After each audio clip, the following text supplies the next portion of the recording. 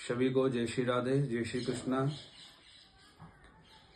जैसा कि मार्गशीर्ष की जो कृष्ण पक्ष की एकादशी है वह अब की बार 11 दिसंबर की पड़ रही है।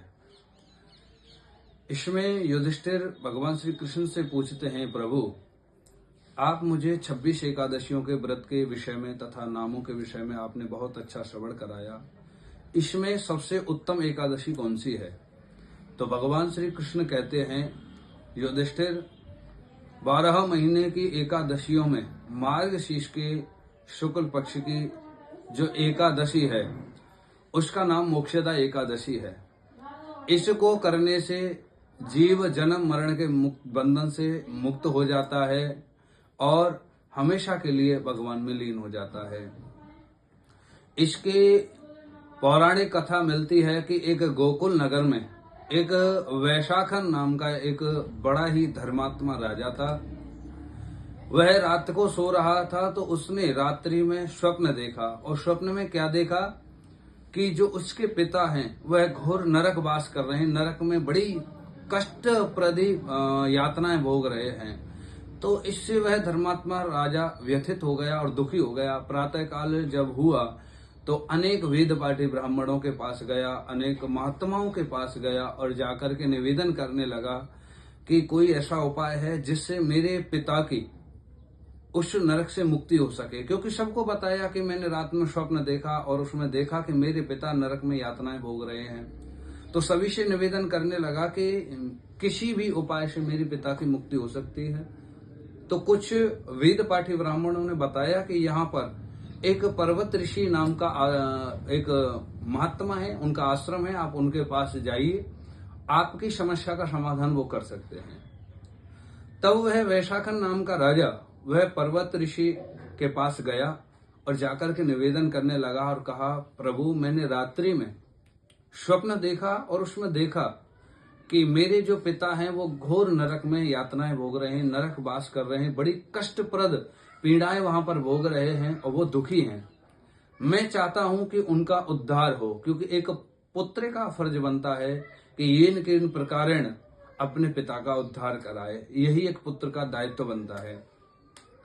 तो पर्वत ऋषि ने कहा, देखो नरक से मुक्ति दिलाने का जो मार्ग है वो भगवान भोलेनाथ के पास है। अगर आप भगवान भोलेनाथ को प्रसन्न करें तो शीघ्र ही आपके पिता को मुक्ति मिल जाएगी, इसमें कोई संदेह नहीं है। लेकिन भगवान भोलेनाथ को प्रसन्न करना भी कोई आम बात नहीं है जो जल्दी से प्रसन्न हो जाएं, उनकी तपस्या करनी पड़ेगी तब जाकर के वो प्रसन्न होंगे। तो वह धर्मात्मा राजा व्यथित होकर कहने लगा, महाराज कोई दूसरा उपाय है? तो उन्होंने कहा, एक उपाय और है, वो ये है कि जो मोक्षदा एकादशी है, इस मोक्षदा एकादशी का आप पूरे कुटुंब सहित मिलकर के एकादशी का व्रत करें। इसमें एक दिन पहले अन्न छोड़ दें, दूसरे दिन जब एकादशी आए उस दिन तुलसी की जो मंजरी होती है उससे दामोदर भगवान की पूजा करें, दामोदर भगवान को निवेदन करें, शालिग्राम भगवान की पूजा करें और हरिनाम संकीर्तन करते हुए अपने जीवन, अपने उस दिन को व्यतीत करें और भगवान से, दामोदर भगवान से प्रार्थना करें कि शीघ्र ही मेरे पिता को नरक से मुक्ति मिल जाए। और दूसरे दिन सूर्योदय के पश्चात अपने व्रत का पारायण करें। व्रत वाले दिन विल्व पत्र का सागार लें, ऐसा विधि बताई गई है। पूरे कुटुंब सहित इस एकादशी को करने के उपरांत आप इस एकादशी का संकल्प लेकर के इस एकादशी को अपने पिता के लिए अर्पण करें। पूरे कुटुंब सहित मिलकर के एकादशी जब पिता के लिए संकल्पित होकर के अर्पण की जाएगी तो शीघ्र ही उनकी नरक से मुक्ति हो जाएगी, इसमें कोई संदेह नहीं है। और यही मोक्षदा एकादशी का प्रभाव है। मोक्षदा एकादशी का नाम है यथा नाम तथा गुण, जैसा नाम है वैसे ही उनके गुण हैं।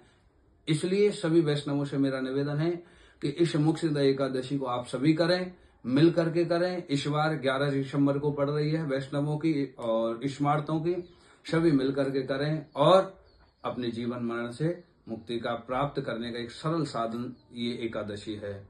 इसलिए सभी वैष्णवों को मोक्षदा एकादशी की हार्दिक शुभकामनाएं एवं बहुत बहुत मंगल बधाई। जय श्री राधे, जय श्री कृष्णा।